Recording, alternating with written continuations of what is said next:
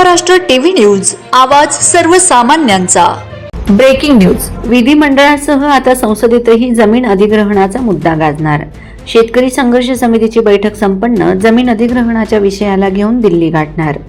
गडचिरोली जिल्ह्यात होणाऱ्या विमानतळ, एमआयडीसी व इतर प्रकल्पांकरिता मोठ्या प्रमाणात सुपीक शेतजमिनी अधिग्रहित करण्याचा प्रकार सुरू आहे। यामुळे जिल्ह्यातील हजारो शेतकरी भूमिहीन होणार असून भविष्यात त्यांच्यावर उपासमारीची वेळ सुद्धा येणार आहे। त्यामुळे जिल्ह्यातील सुपीक शेतजमिनी अधिग्रहित न करता इतर पर्यायी जागेचा विचार करून विकासात्मक प्रकल्प राबवावेत अशी मागणी शेतकऱ्यांनी केली आहे। या जमीन अधिग्रहणाला शेतकऱ्यांनी वेळोवेळी निवेदनं, मोर्चा आणि आंदोलनाच्या माध्यमातून विरोध दर्शविला आहे। या अनुषंगाने शेतकऱ्यांच्या शिष्टमंडळाने नुकतेच मुंबई गाठून राज्यपाल महोदयांसह विधिमंडळातील आमदार यांच्या भेटी घेऊन जमीन अधिग्रहित करू नये अशी मागणी केली।